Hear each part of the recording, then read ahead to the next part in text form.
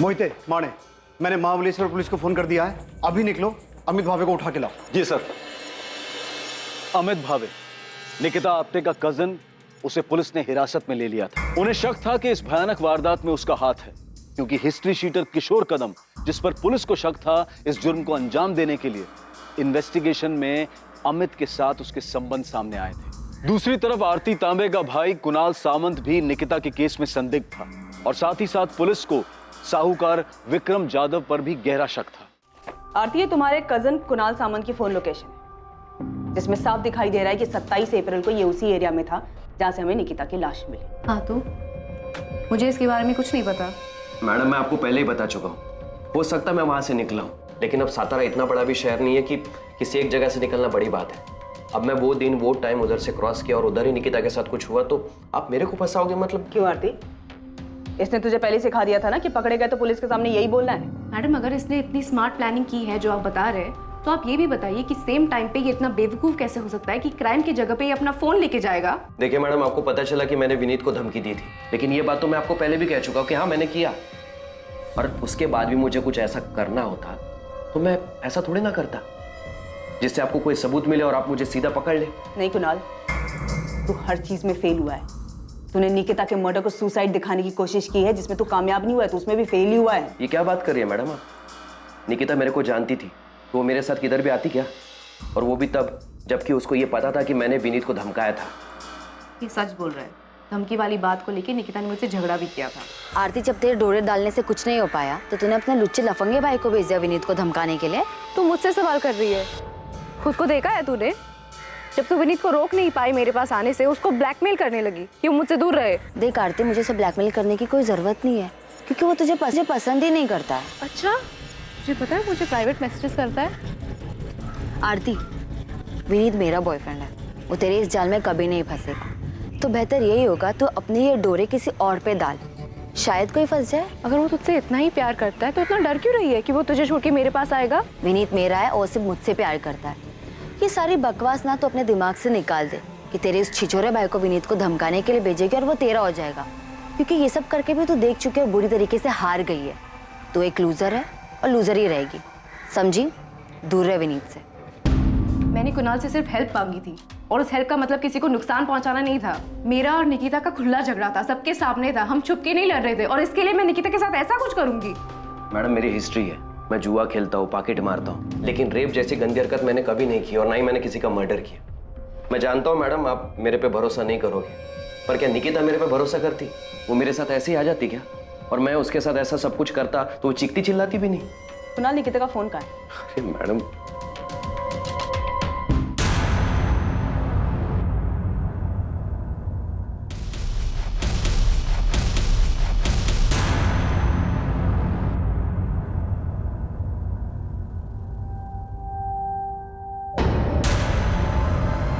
भूत है कि 27 अप्रैल को जब निकिता का रेप और मर्डर हुआ था तो क्राइम सीन के आसपास ही था। मैडम, उस दिन मैं किसी काम से वहां गया होऊंगा, पर मैं निकिता को नहीं मिला।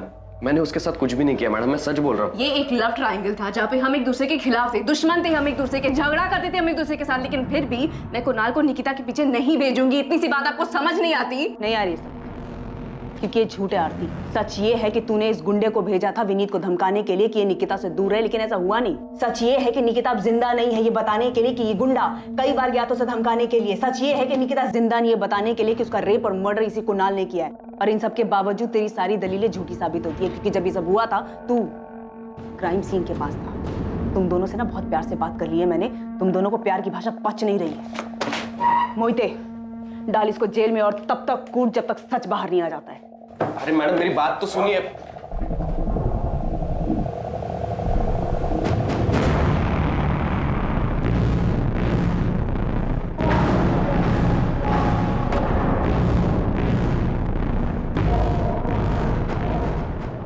अगर हम विक्रम जाधव से पूछताछ कर रहे हैं तो इसमें आप इतना परेशान क्यों हो रहे हैं? हाँ, आप मेरी परेशानी अच्छी तरह समझते हैं साहब। घुमा फिरा के आप यही कहना चाहते हैं ना साहब कि मैंने जाधव बाबू से कर्जा लिया था और अपनी बेटी को उसके पास भेजा था ताकि ये कर्जा माफ हो जाए। हमने तो ऐसा नहीं कहा। तो फिर और क्या पूछेंगे विक्रम बाबू से आप?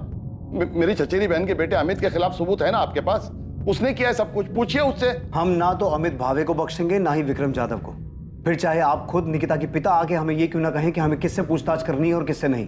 आप ये कहना चाहते हैं कि एक बाप ने खुद अपनी बेटी को उस आदमी के पास भेजा था जिससे उसने कर्जा लिया था? प्रताप राव जी, हम किसी ऐसे नतीजे पर नहीं पहुंचे हैं, लेकिन आप जिस तरीके से जोर देकर इस बात पे अड़े हुए हैं कि हमें विक्रम जाधव से पूछताछ नहीं करनी चाहिए, उससे कुछ चीजों पर शक हो रहा है। आपके लिए बेहतर होगा हमें हमारा काम करने दीजिए।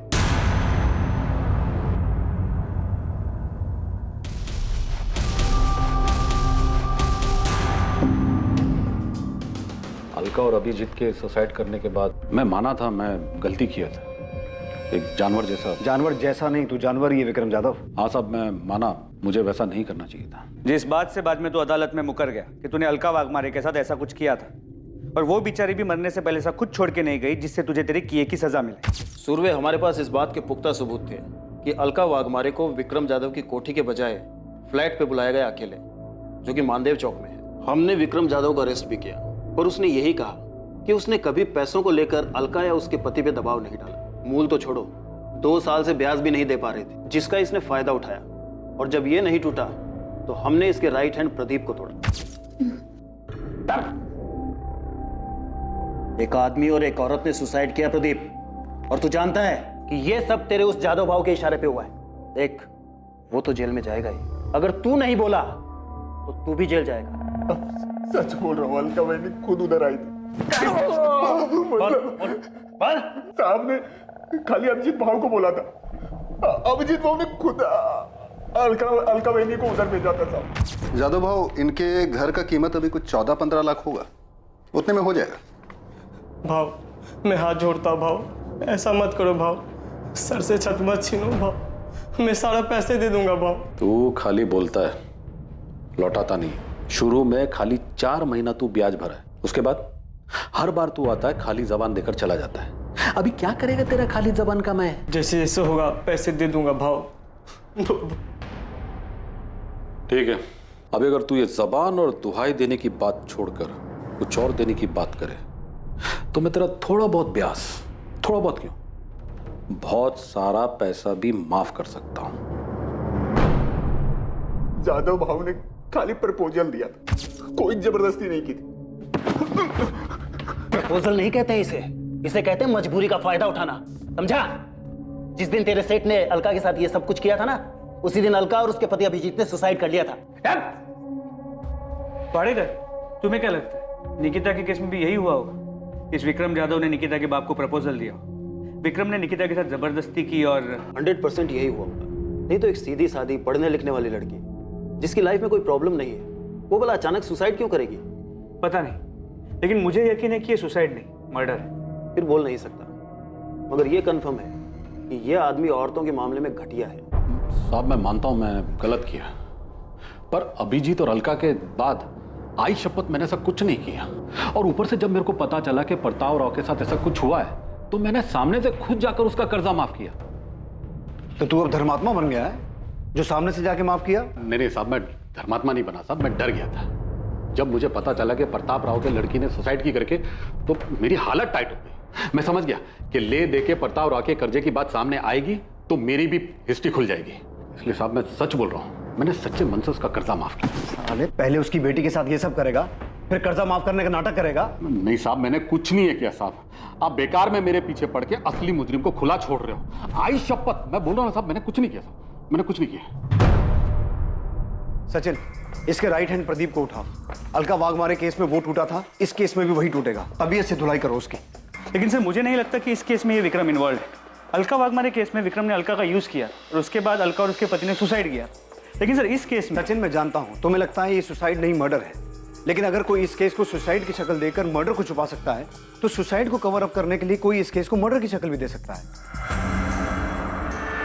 ये जादव बहुत घटिया इंसान है। ब्याज कम करने के नाम पर अभिजीत वाघमारे को उसकी बीवी को अपने पास बुलाने का प्रपोजल दे सकता है, तो ये भी कर सकता है। ऐसे वाहियात इंसानों की फितरत कभी जाती नहीं। इसे लगा ही नहीं होगा कि निकिता सुसाइड कर सकती है। इसे क्या, निकिता के बाप को भी नहीं। बाहर वाले लोग जो बातें बना रहे हैं तो अलग, और मालती, शिवम, तुम लोग मुझसे ऐसे घटिया सवाल कैसे कर सकते हो कि मैंने निकिता को जादव के पास भेजा था? तुमको लगता है कि मैं ऐसा करूंगा? और आपको क्या लगता है ताई सुसाइड क्यों करेगी? उस आरती की वजह से। उसने सुसाइड नहीं किया है, ये सब उस कमीने अमित भावे ने किया है। उसने पुलिस को झूठ बोला है कि उसको गुमनाम फोन आया था।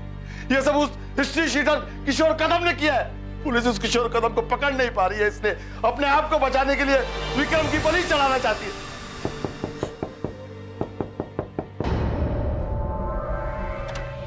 बताइए, अब आप क्या नया बताने आए? बताने नहीं, पूछने आया हूं।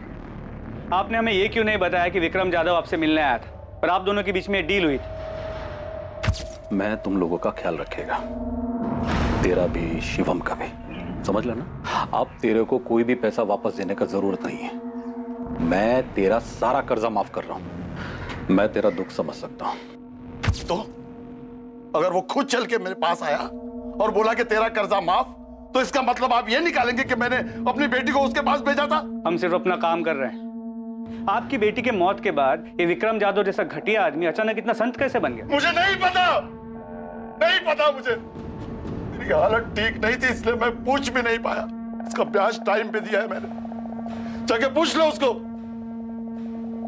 विक्रम जाधव जो होगा सो होगा। आपकी हिम्मत कैसे है मेरे बारे में ऐसा सोचने की कि मैंने अपनी बेटी के साथ ऐसा कुछ किया है? ये सब उस अमित को बचाने के लिए तो नहीं कर रहे हैं आप? कितना पैसा खिलाया उसने ये सब केस घुमाने के लिए, हाँ? और सुसाइड बोल के केस बंद करने के लिए कितना पैसा दिया है उसने? एक कॉल क्या आ गया मेरे फोन पे, आप लोग तो मेरे पीछे हाथ धोकर पड़ गए, जैसे मर्डर मैं नहीं किया हो। किशोर कदम कहाँ है? अरे कौन किशोर कदम? मैं किसी की 2 डंडे की औकात नहीं तेरी। हमें पता है वो गुमनाम आदमी का फोन नहीं था। निकिता के फोन से वो फोन तुझे किशोर कदम ने किया था। मैं तो पूछ रहा हूँ, साहब लोग पूछेंगे नहीं, सीधा तेरी आवभगत शुरू करेंगे, आरती उतारेंगे तेरी लॉकअप में। कुणाल, पुलिस ने मेरे पीछे अपने लोग लगा रखे हैं, मेरे हर मूवमेंट पे नजर रख रहे हैं, मेरे फोन रिकॉर्ड्स तक निकलवा रहे हैं। तेरे को क्या लगा आरती, तू विनीत के लिए बावलो जैसी हरकतें करेगी और उसके बाद तेरे से कोई कुछ सवाल नहीं पूछेगा? मैंने कभी नहीं सोचा था कि निकिता के साथ ये झगड़ा उसकी मौत पे खत्म होगा। तू मेरे पे इल्जाम डाल रही है क्या? देख, पुलिस को मेरे ऊपर पहले से शक है, तो क्यों ये सब बोलकर उनका शक गहरा कर रही है? और तो तू वहां पे करने क्या गया था जहाँ पे निकिता की बॉडी मिली थी? कहीं तूने तो नहीं? वाह वाह आरती, सही कर रही है, पर याद रख, अगर तू ये सब मेरे पर थोपेगी ना तो तू भी मेरे साथ कटघरे में है। मैं समझ गया तू कितनी सेल्फिश है। तूने विनीत के लिए मेरा यूज किया और अब जब निकिता मर गई तो खुद को बचाने के लिए मुझे बलि का बकरा बना रही है। एक बात याद रख, अगर तू मुझे फंसाएगी ना तो तू भी नहीं बचेगी।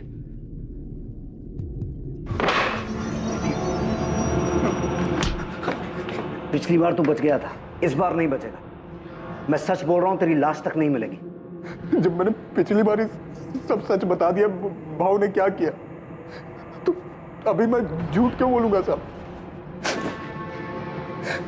कसम से साहब, वो लड़की उधर अगर आई भी होगी और भाव ने उसके साथ कुछ किया भी होगा तो मेरे को नहीं मालूम। तेरे भाव ने प्रताप राव का कर्जा क्यों माफ किया, वो भी निकिता के मरने के बाद? जितना मुझे मालूम है, भाव लड़की के मरने के बाद बहुत डर गया था। उसको वो अलका वाघ मारे वाला मामला याद आ गया था। अभी अगर भाव और प्रताप राव किसी खोपचे में कोई डील किए होंगे तो मेरे को नहीं मालूम। निकिता का फोन कहाँ है? नहीं पता साहब। निकिता उधर मेरे सामने नहीं आई होती तो मैं फोकट में इतना मार खाता। झूठ बोलता, वो भी भाव को बचाने के लिए। ये दुकान में काम करने वाले दिनेश को खड़ा करूं तेरे सामने, बुलाऊं उसे? वो भी बोलेगा और तेरे कॉल रिकॉर्ड्स भी यही बोलेंगे कि तेरी किशोर कदम से बातचीत हुई थी। सर, मैं मानता हूँ कि किशोर से मेरी बात हुई। उसे बातचीत नहीं, उसे साजिश कहता है, जो तूने किशोर के साथ मिलके की थी कि पहले निकिता का रेप करना और फिर उसे पेड़ से लटका देना। बोल, यही प्लानिंग की थी ना तूने? नहीं सर, मैंने किशोर कदम को हायर किया था सिर्फ प्रताप मामा को धमकाने के लिए, ताकि वो मेरी जमीन मुझे वापस कर दे। और जो केस कोर्ट में चल रहा है वो केस कोर्ट के बाहर ही खत्म हो जाए। केस तो बहुत लंबा चलेगा और बहुत भारी पड़ेगा तुझ पे। सिर्फ धमकी देने के लिए हायर किया था उसे, तो प्रताप राव को धमकी दी उसने? सर, मुझे नहीं पता कि काम किया कि नहीं किया, लेकिन निकिता को नुकसान पहुंचाने जैसी कोई बात नहीं हुई थी। भाऊ, खाली धमकी देने से कुछ नहीं होगा। उनको मालूम हो जाएगा धमकी तुम दिलवाए। पहले से कितना लुच्चा है तुम लोगों का, मालूम नहीं है तुमको? अब लेकिन ऐसा कुछ और नहीं करने का है, सिर्फ धमकी देना है, सिर्फ धमकी। तो अभी बोले ना उसका एक बेटा है, एक बेटी है, दोनों में से किसी एक को। अरे नहीं, ऐसा कुछ नहीं कराना है। ठीक है, फिर खाली धमकी का 1 लाख लगेगा। 50 एडवांस। और एक बार धमकी देने से कुछ नहीं होगा, कम से कम 3-4 बार देनी पड़ेगी, तब जाके असर होगा। ठीक है, ये रहा एडवांस। और याद रहे, हाँ, सिर्फ धमकी देनी है, सिर्फ धमकी। किशोर कदम कहाँ है? सर मुझे नहीं पता कहाँ है वो। तूने निकिता को इसलिए टारगेट किया था ना कि तूने उसे सेटलमेंट करवाने के लिए फ़ोन किया था और उसने तुझे उल्टा सुना दिया? नहीं सर, मैंने ऐसा कुछ भी नहीं करवाया, और किशोर को सिर्फ मैंने जबानी धमकी देने के लिए कहा था। और तुझे क्या लगा वो इतना दूध का दूल्हा है कि तू जितना कहेगा वो उतना ही करेगा? साले रेप की हिस्ट्री है उसकी। किशोर कदम का फोन कब से बंद है? जब से क्या? जब से निकिता के नंबर से मेरे नंबर पे फोन आया था, तब से उसका नंबर बंद है सर। तुझे उस दिन फोन किशोर ने किया था, अपने फोन की बजाय निकिता के फोन से। उल्टा तुझे टोपी पहना गया वो, है ना? तो मुझे भी उस दिन 1 मिनट के लिए ऐसा ही लगा था कि कहीं किशोर ने कोई अलग कांड तो नहीं कर दिया, लेकिन मैं सच कह रहा हूँ सर, उस दिन फोन पर किशोर नहीं था। अजीब आदमी है, कुछ भी बकवास किया जा रहा है।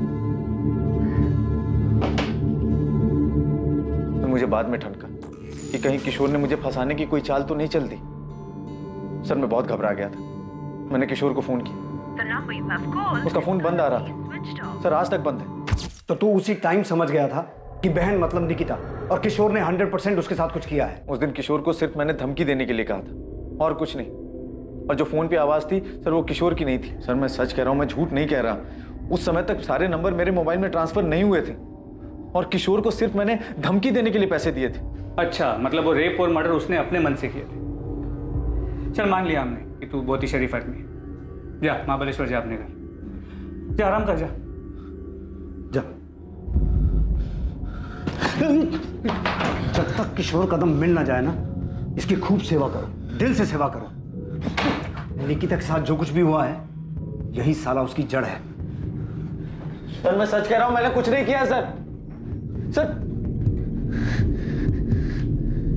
किशोर कदम ने अमित की बात अनसुनी करते हुए इस जुर्म को अंजाम दिया था। अमित भावे की बात का तथ्य तब तक साबित नहीं हो सकता था जब तक किशोर कदम पुलिस के हाथ नहीं लगता और उससे पूछताछ नहीं हो जाती। किशोर तक पहुंचने के लिए पुलिस ने महाराष्ट्र के हर शहर में उसकी तलाश शुरू कर दी थी। उसकी खबर देने वाले को इनाम देने की घोषणा तक की गई थी। किशोर को गिरफ्त में लेने के लिए शहर और शहर के बाहर के सभी पुलिस नेटवर्क उसकी तलाश में लगा दिए गए थे। मुझे किशोर कदम नाम के आदमी ने कभी कोई धमकी नहीं दी, पर इस बात में कोई शक नहीं है कि जो कुछ मेरी बेटी के साथ हुआ है उसमें अमित का हाथ। सीधे सीधे इस सवाल का जवाब दीजिए। जब हमने आपसे पहले पूछा था कि आपका किसी के साथ कोई झगड़ा है, कोई दुश्मनी है, तब आपने हमें क्यों नहीं बताया? क्योंकि मुझे पता नहीं था साहब। मैं सोच भी नहीं सकता था कि जो आदमी मेरा रिश्तेदार है वो जमीन की लालच में इस हद तक गिर सकता है। मुझे ये भी कहाँ पता था कि निकिता का कोई बॉयफ्रेंड था, और ना ये पता था कि रोज की तरह वो उस दिन भी कॉलेज तो जा रही थी पर कभी लौट कर नहीं आई, और मिलेगी भी तो इस हाल में। किशोर कदम अब पुलिस के लिए सबसे अहम संदिग्ध था, पर क्या वो सच में गुनहगार था? अमित ने जो उसे काम सौंपा था उसने उससे बढ़कर ये घिनौनी हरकत की थी। दूसरी तरफ विक्रम जाधव, जिसने निकिता के पिता को कर्जा दिया था, और कुणाल सामंत, जिसने अपनी बहन के लिए विनीत को धमकी दी थी, वो दोनों भी संदिग्ध बने हुए थे, लेकिन उनके खिलाफ कोई पुख्ता सबूत नहीं मिल पा रहे। इन सब के अलावा भी कोई था जो इन घटनाओं से परेशान था जो निकिता के साथ घटी थी। ऐसा भी कुछ था जो निकिता का बॉयफ्रेंड विनीत शुरू से जानता था, या शायद बहुत कुछ जानता था जो उसने पुलिस को नहीं बताया था। क्या विनीत कुछ छुपा रहा था? सर, किशोर कदम कोल्हापुर में पकड़ा गया है। ग्रेट। इस केस की सबसे अहम कड़ी अब हमारे हाथ लगी है। प्रतिमा, क्या लगता है तुम्हें, विक्रम जाधव और कुणाल सामंत को अब अंदर रखने से कोई फायदा है? उनसे और कुछ मिल सकता है? सर, विक्रम जाधव के एंगल में अभी तक हमें कुछ भी नहीं मिला है। हमने काफी लोगों से पूछा, काफी छानबीन की, लेकिन किसी ने भी निकिता को उसकी कोठी या फिर उस फ्लैट के आसपास नहीं देखा जहां पे उसने अलका वाघमारे को बुलाया था। और कुणाल सामंत? सर, उससे भी हर तरीके से पूछताछ की, लेकिन वो टूटने को तैयार ही नहीं है। सर, मुझे अभी भी लगता है कि आरती का इससे लेना देना है। जो अमित के केस में है वो आरती के साथ भी हो सकता है। कि बात सिर्फ निकिता को विनीत से अलग करने की थी, लेकिन कुणाल उससे आगे बढ़ गया। सर, अब तो आरती को भी लगता है कि कुणाल ने किया है। बोल रहा हूँ ना साहब, मैं 27 अप्रैल को था ही नहीं इधर ही सतारा में। किशोर तो एक केस में बेल पे है ना, पर घबरा मत, इस केस में तो जेल नहीं जाएगा। हाँ साहब, इधर एनकाउंटर करके केस बंद करने का प्लान है, तो इधर ही ठोक दो ना। काय को खाली पोकट सतारा में लेके जा रहे हो? मैंने तो सिर्फ अपना हिस्सा मांगा था। क्या गलत कर रहा था? क्या गलत था इसमें? ऐसे किसी गुंडे को पैसे देकर धमकी दिलवाना सही काम है? पैसे देकर धमकी इसलिए दिलवाई ताकि कोर्ट के बाहर से मामला सेटल हो जाए। अमित जो आदमी गुंडा है, पैसे लेकर धमकी दे रहा है, वो और कुछ करेगा तो तू रोक लेगा उसे। अब फंसा दिया ना उसने तुझे। सोचा है कभी तेरी वजह से निकिता के साथ में क्या हुआ है? भाई मैंने उससे नहीं कहा निकिता के साथ ये सब करने के लिए। मैंने तो सिर्फ उससे कहा। अमित याद रखना, अगर ये पता चला ना कि निकिता के साथ में उसी ने ये सब कुछ किया है तो तू भी उसी जुर्म में अंदर जाएगा। जरा से जमीन के लालच ने तुझे क्या से क्या बना दिया।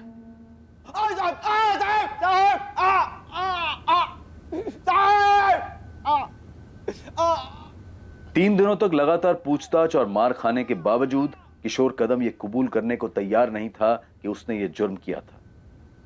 वो सिर्फ इस जुर्म से ही नहीं बल्कि इस बात से भी इनकार कर रहा था कि अमित भावे से पैसे लेने के बावजूद उसने कभी निकिता को निशाना बनाया या उसके परिवार के किसी इंसान को धमकी भी दी थी। सोच ले किशोर, यहीं सड़ता रहेगा, बाहर की हवा कभी नसीब नहीं होगी। ना तुझे ना अमित भावे को। थक जाओगे साहब, मैं फिर भी यही बोलूँगा। हम नहीं थकेंगे, हमारी चिंता मत कर। अब अगर अपनी सलामती चाहता है तो ये बता कि रस्सी कहां से खरीदी? हाथ से गला घोंट के मारा या रस्सी गले में डाल के? साहब जब इतना मान के बैठे हो तो मेरे मुंह से सुनने का क्या मतलब? साहब मैंने पैसा धमकी देने के लिए लिया था और वो भी नहीं दिया, खाली पैसा कब्जी किया। लड़की का छोड़ो साहब, उसकी फैमिली के किसी एक आदमी के पीछे नहीं गया मैं। आप लोग मेरे को एड़ा समझते हो क्या? मैं लड़की के फ़ोन से अमित को फ़ोन करूंगा? मेरे को समझ में नहीं आता क्या? क्या देख रहे हो साहब, मैंने उस लड़की के साथ कुछ भी नहीं किया है। किसने नहीं किया? विक्रम जाधव ने नहीं किया, कुणाल सामंत ने नहीं किया, तो फिर किया किसने? सर प्रतिमा विनीत से बात कर रही है, उसके और निकिता की आखिरी मीटिंग के बारे में। प्रतिमा को अब भी लगता है कि ये विनीत पूरा सच नहीं बता रहा, कुछ छुपा रहा है। मैडम मैं कुछ नहीं छुपा रहा हूँ, सच बोल रहा हूँ। आरती के भाई ने तुझे धमकी दी। आरती और निकिता के बीच में तेरी वजह से झगड़ा चल रहा था और निकिता ये भी जानती थी कि तू आरती को मैसेज करता था, फिर भी निकिता तेरे जैसे डबल ढोलकी पे विश्वास करती कि मैडम मैं कोई डबल ढोलकी नहीं हूँ। आरती के साथ मेरा कुछ नहीं था, मैं निकिता से प्यार करता था। हाँ कुछ टाइम के लिए मैं आरती की तरफ अट्रैक्ट हो गया था और निकिता कुछ ज्यादा इस बात से डर गई। और इसी बात का डर उसे उस दिन भी था ना? नहीं, वो नाराज थी कि मैंने आरती को मैसेज की और इसी बात से परेशान थी। वो ये समझ ही नहीं रही थी कि वो मुझे लेके बहुत ज्यादा पॉजेसिव हो रही थी। परेशान हो गया था उसकी इस आदत से। और इस परेशानी का हल तूने ये निकाला कि उसे आरती? नहीं बिल्कुल नहीं, हाँ मुझसे थोड़ा तंग जरूर आ गया। निकिता तुम सिर्फ अपने बारे में सोचती हो, तुम्हें जो ठीक लगता है वही होगा और मैं चाहूँ या ना चाहूँ मुझे भी वही करना पड़ेगा। अब मुझे भी लग रहा है कि मुझे सोचने के लिए टाइम चाहिए। क्या सोचने के लिए टाइम चाहिए? कि क्या बहाना बना के मुझे छोड़ सको, कैसे उस आरती के पास जा सको? मुझे अपने बारे में सोचने के लिए टाइम चाहिए, क्या सही है क्या नहीं। हर बात तुम्हारे और आरती के बारे में नहीं होती। पक चुका हूँ यार तुम दोनों से। क्या कहा तुमने? तुम पक चुके हो मुझसे? निकिता हमें एक दूसरे को थोड़ा टाइम देना चाहिए, ये हम दोनों के लिए अच्छा रहेगा।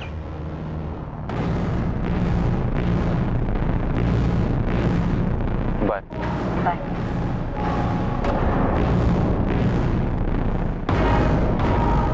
आरती को लेकर उस दिन फिर हमारे बीच में झगड़ा हुआ। निकिता भी थोड़ी अपसेट हो गई थी, मैं भी परेशान हो गया था, इसलिए मैंने निकिता को उसके बाद कॉल नहीं की। मैं कुछ टाइम के लिए अकेला रहना चाहता था। उसका फ़ोन नहीं आया, मुझे लगा कि शायद वो मेरी बात समझ गई इसलिए फ़ोन नहीं कर रही। ये बात तूने हमें पहले क्यों नहीं बताई? क्योंकि ये मैडम हमारा पर्सनल था और निकिता के साथ जो हुआ है उसका इससे कोई लेना देना नहीं। तुझे कैसे पता लेना देना है कि नहीं? वो मवाली कुणाल या उसकी बावली बहन आरती, उन्होंने निकिता के साथ कुछ नहीं किया होगा? नहीं, मुझे नहीं लगता उन्होंने कुछ किया। मुझे लगता है निकिता के साथ कुछ और हुआ। कुछ और मतलब? ये तो मुझे नहीं पता, पर जो भी हुआ है उसका मुझसे कोई वास्ता नहीं।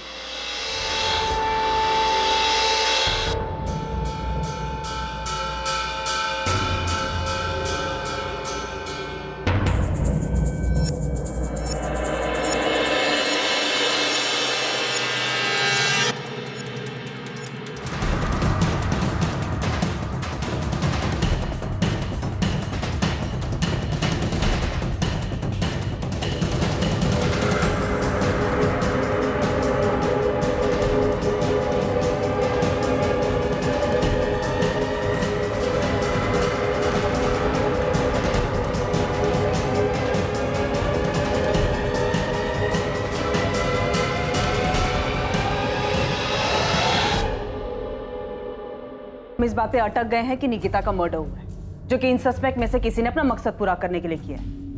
प्रतिमा, फिर से ये मत कहना कि तुम्हें अब भी लगता है कि ये सुसाइड का केस। प्रतिमा, अगर सुसाइड किया हो तो उसके पीछे कोई रीजन तो होना चाहिए।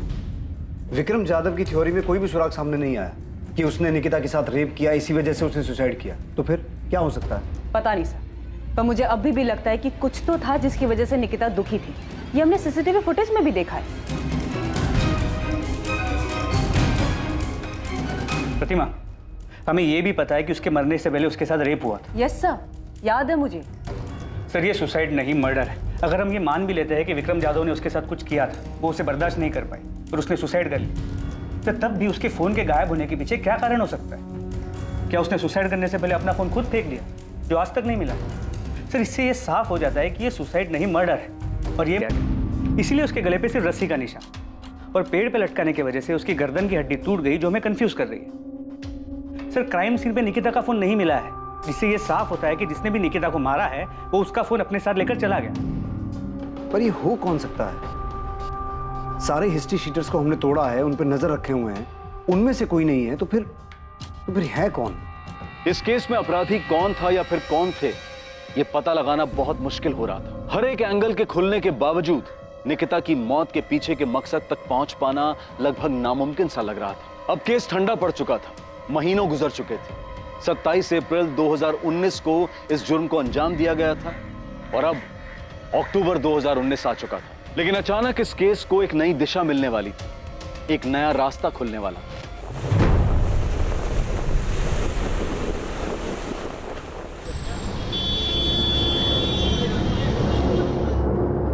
हाँ, IMEI नंबर यही है। ये निकिता आप्टे का ही फोन है। कहाँ ऑन हुआ ये फोन? मुंबई में ऑन हुआ? जी सर। और निकिता के फोन में जो नंबर यूज हो रहा है वो ये है 44761। इस नंबर की पूरी डिटेल्स मंगवा ली है।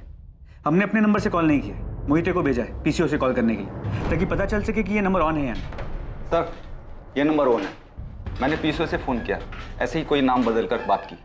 किसी आदमी ने फ़ोन उठाया था, बोला कि आपने जो नंबर लगाया रॉन्ग नंबर है। मैंने पूछा ये मुंबई का नंबर है? उसने कहा हाँ। सर, मैंने उससे और कुछ नहीं पूछा, ये सोच करके कहीं वो अलर्ट ना हो जाए। गुड, एड्रेस निकालो और उठाओ इस आदमी को। जी सर। और उसे पता ना चले कि हम उसके पीछे हैं।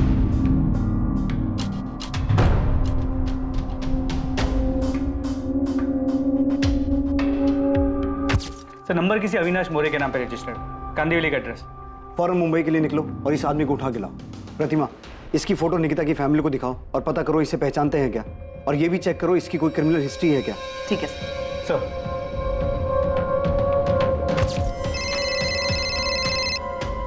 हाँ प्रतिमा, इस अविनाश मोरे का कुछ मिला? नहीं सर, निकिता की फैमिली भी इसे नहीं पहचानती, उन्होंने तो इसका नाम तक नहीं सुना। ताज्जुब की बात, इस अविनाश मोरे ने अब तक फोन स्विच ऑफ नहीं किया, लगातार ऑन आ रहा है। सर, मैंने साइबर टीम से दोबारा चेक किया, ये निकिता का ही फोन है।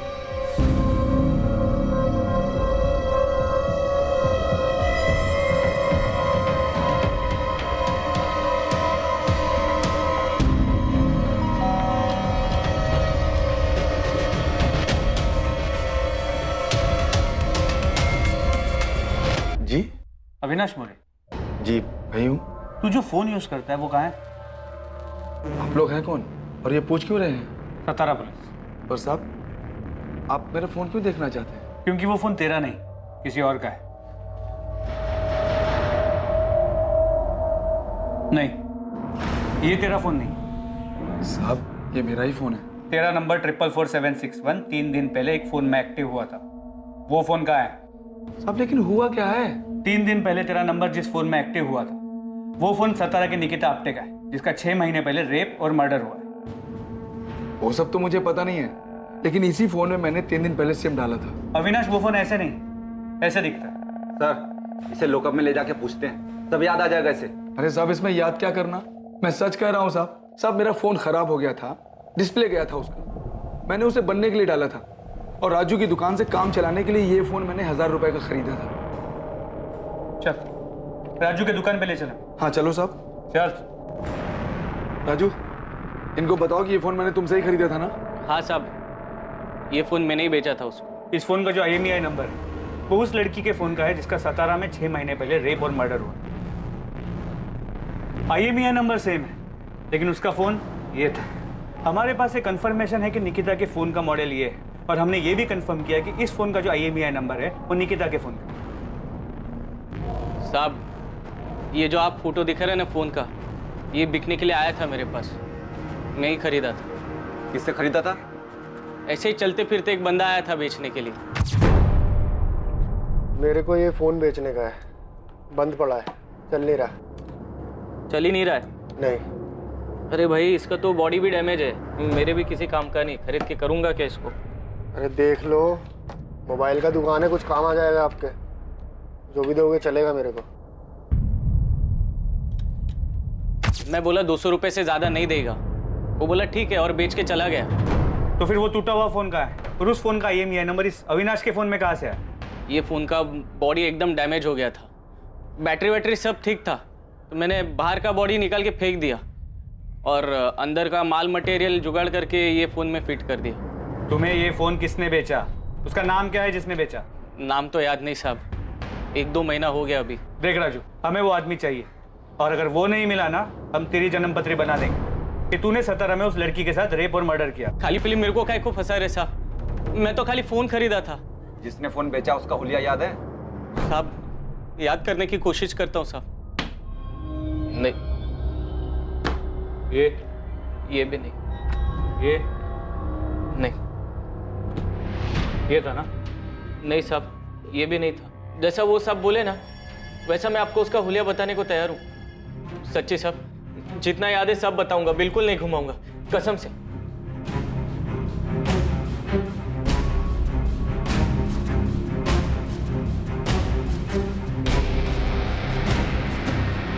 सर, राजू सच बोल रहा है, उसे जितना याद था उसने पूरी ईमानदारी के साथ याद करके स्केच बनवाया। ठीक है, फिर भी यहाँ मुंबई पुलिस को बोलता हूँ इस राजू पे नजर रखें और तुम पता करो कि निकिता के पहचान में कोई है जो स्केच वाले आदमी को जानता है। ठीक है सर। स्केच को तुम्हारे फोन और मेल दोनों पे भेजा। ये नहीं पता कि ये स्केच उस फोन बेचने वाले आदमी से कितना मिलता। तुरंत इस स्केच को सभी जगह भेजो और पता करो कि स्केच से मिलता जुलता दिखने वाला भी कोई आदमी है। यस सर, मैं सभी जगह सर्कुलेट कर देती हूँ। राजू की मदद से जो स्केच बनाया गया वो उस आदमी की शक्ल के काफी नजदीक था जिसने राजू की दुकान पर निकिता का मोबाइल बेचा था।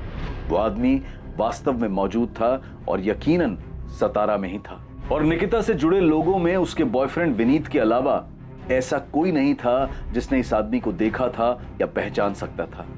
कौन है मैडम ये नहीं जानता, लेकिन इसे पार्क में देखा है जहाँ मैं निकिता हमेशा मिलते थे। इसे बहुत बार पार्क में देखा, मुझे बड़ा अजीब लगता था। मैं और निकिता जब भी मिलते थे हमेशा वहाँ होता था। क्या ये हमेशा आसपास रहता था? हाँ, ये स्केच पक्का उसी आदमी की तरह दिख रहा है। अगर ये विनीत और निकिता के हर बार मिलने के वक्त वहां होता था तो इसका मतलब है ये सतारा का ही रहने वाला है और शायद कहीं आसपास का ही हो। लेकिन सर इसकी कोई क्रिमिनल हिस्ट्री नहीं है, पर फिर भी मैंने गोविंद और बाकी फकी को काम पे लगा दिया ये पता करने के लिए कि ये कौन है और कहाँ रहता है। गुड, ढूंढो इसे ताकि इस केस को क्लोजर मिले और निकिता को न्याय। सर। प्रतिमा। Yes sir. तुमने बताया कि विनीत कह रहा था कि ये हमेशा पार्क में मौजूद रहता था, उन्हें घूरता था। यस सर, वो दोनों जब भी पार्क में मिलते थे ये वहां रहता था। 27 तारीख की निकिता की वो फुटेज निकालो। हमें इस एंगल के बारे में कुछ पता नहीं था, हमने कुछ मिस किया है। 27।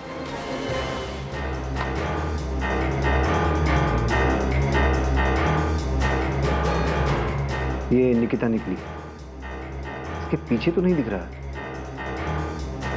एक काम करो, निकिता के दिखने से 5-10 मिनट पहले का फोटो चेक करो।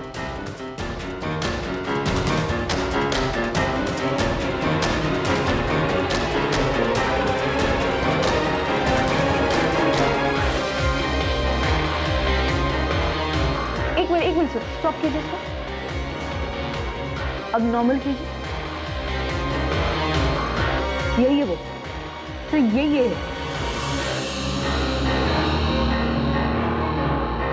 हाँ हाँ सर, ये वही आदमी है। क्या इसी ने निकिता के साथ निकिता का मोबाइल इसके पास था जो उसने मुंबई में जाके बेचा। ये है कौन? साहब इस तरफ प्रशांत केलकर नाम है इसका, इलेक्ट्रिशियन है, यहीं सातारा का ही है। पुलिस ने इस आदमी का स्केच बनवाया था, उसे 27 अप्रैल की सीसीटीवी फुटेज में पहचान लिया गया और पुलिस अपने मुखबिर की मदद से उस तक पहुंच गई। जी चल आजा। क्या हुआ साहब, क्या बात हो गई? साले 6 महीने से भटका रहा है, पूछ रहा है क्या हो गया? मुझे नहीं पता क्या हुआ। चल अब चल। प्रशांत केलकर नाम है उसका, इलेक्ट्रीशियन है। विनीत ने बताया कि निकिता विनीत जब भी पार्क में मिलते थे ये हमेशा वहां होता था। ये कौन है? ये किशोर कदम की तरह कोई दूसरा आदमी जिसको अमित ने पैसे देकर निकिता को? नहीं, प्रशांत हिस्ट्री शीटर नहीं है। उसे पुलिस स्टेशन ला रहे हैं, फिर पूछताछ करेंगे उससे। मैडम, इस आदमी का मेरी बहन से क्या लेना देना? पता नहीं शिवम, अभी कुछ नहीं बता सकता। ऐसे ही बोलेगा या इलेक्ट्रिक शॉक खाएगा? बिना झटका खाए बोल दे, बेहतर है। निकिता का फोन तेरे पास था, उस मोबाइल शॉप वाले राजू ने तुझे पहचान लिया। अरे ऐसे प्यार से नहीं बोलेगा सचिन। प्रशांत केलकर, निकिता के साथ वो सब तूने किया ना? मैं सही बोल रहा हूँ?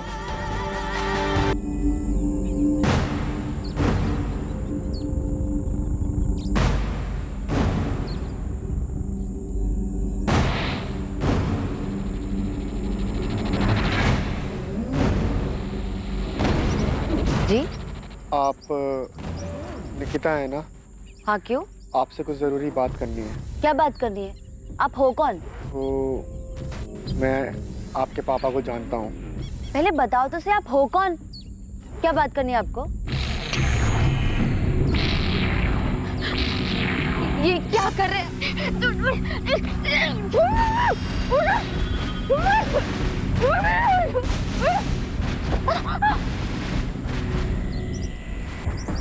क्या आप मेरे साथ चल, वरना यहीं काट दूंगा। प्लीज मुझे जाने दो।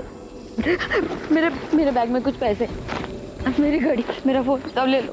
प्लीज मुझे ऐसे जाने दो।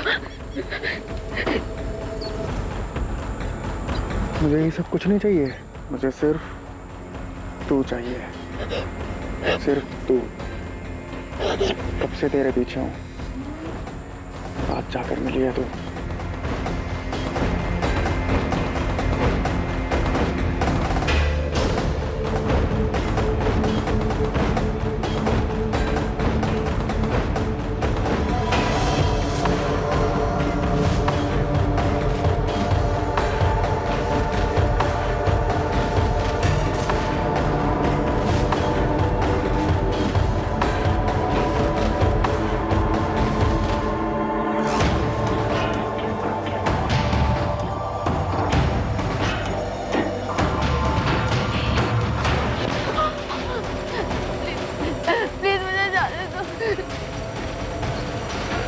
हटाए सब।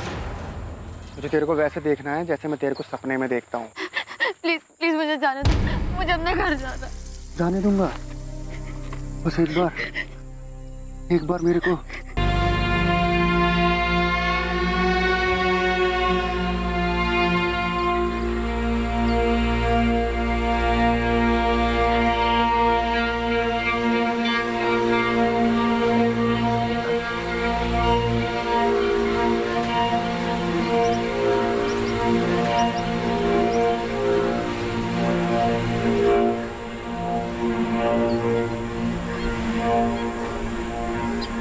नहीं किया, पर 6 महीने बाद मुंबई जाके क्यों बेचा? मैं अखबार में बोल रहा था। जोर से बोल, जोर से बोल, सुनाई देना चाहिए। मैं मामला ठंडा होने का इंतजार कर रहा था। 27 अप्रैल का दिन तूने इसलिए चुना क्योंकि निकिता उस रास्ते से जाने वाली थी।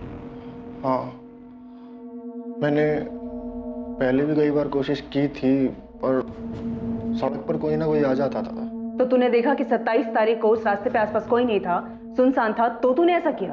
हाँ। तूने निकिता के भाई अमित को फोन क्यों किया? तू जानता है उसे?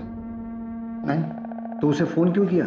मुझे बुरा लगा कि उसके परिवार वाले परेशान हो रहे होंगे कि कहाँ गई, तो इसलिए मैंने उसका फोन उठाया और देखा किसको फोन कर सकता हूँ। ये जानने के लिए कि क्या वाकई ये जुर्म उसने अपनी विकृत मानसिकता और यौन आकर्षण के कारण किया था या इसमें कोई और भी शामिल था। पर आखिर तक यही सामने आया कि वो वाकई एक विकृत मानसिकता का आदमी था जो निकिता पर मोहित था, जिसने सिर्फ अपनी हवस पूरी करने के लिए निकिता के साथ बलात्कार किया और फिर उसे मार दिया। अपराधी, अपराध का मकसद और जिस तरह से इस जुर्म को अंजाम दिया गया था, उसने पुलिस तक को हैरान कर दिया था। इस केस में निकिता के परिवार में जो भी मनमुटाव था वो सामने आ गया था। इस केस के जरिए संपत्ति को लेकर चल रहे विवाद के कारण कोई अपना ही निकिता के पिता को धमकी देने, डराने जैसे गलत इरादे रखता था, वो भी सामने आ गया। साथ ही एक लड़के को लेकर लव ट्रायंगल, प्यार के नाम पर दीवानगी भी सामने आई, जिसमें दो बेस्ट फ्रेंड्स के बीच एक लड़के की वजह से दोस्ती में कड़वाहट आ गई थी। पर निकिता के बलात्कार और हत्या का जो अपराधी था, वो निकिता और उसके जानने वालों के लिए चेहरे से, नाम से पूरी तरह से गुमनाम था। प्रशांत केलकर का इससे पहले कोई क्रिमिनल रिकॉर्ड नहीं था और साथ ही मनोवैज्ञानिक जांच में भी ऐसा कुछ सामने नहीं आया कि उसे कोई मानसिक बीमारी थी। वो पूरी तरह से सामान्य था। यह बेहद दुखद है कि 19 साल की निकिता को किसी की सनक और दिमागी गंदगी की वजह से अपनी जान गंवानी पड़ी। इस केस में जो सबसे बड़ा सवाल पैदा होता है वो ये कि ऐसी विकृत मानसिकता जो सड़क पर चलते इंसानों को, अपने आसपास के लोगों को शोषण का सामान मानती है, उस विकृत मानसिकता को पहचाना कैसे जाए? दरअसल ये मुश्किल है, आसान नहीं है। लेकिन जब भी किसी पर कोई शक हो या पता चले कि आपके आसपास ऐसा कोई व्यक्ति है तो तुरंत उसकी शिकायत करें। ऐसे लोगों से डरने की बजाय हिम्मत दिखाकर पुलिस में उनकी शिकायत करें और उन्हें उनकी सही जगह पर पहुंचाएं। खुद को और अपने आसपास के माहौल को सुरक्षित बनाएं। अब मैं अनूप सोनी आपसे विदा लेता हूं। फिर मुलाकात होगी एक और नए केस के साथ। देखते रहें क्राइम पेट्रोल सतर्क, सोमवार से शुक्रवार रात 10:30 बजे।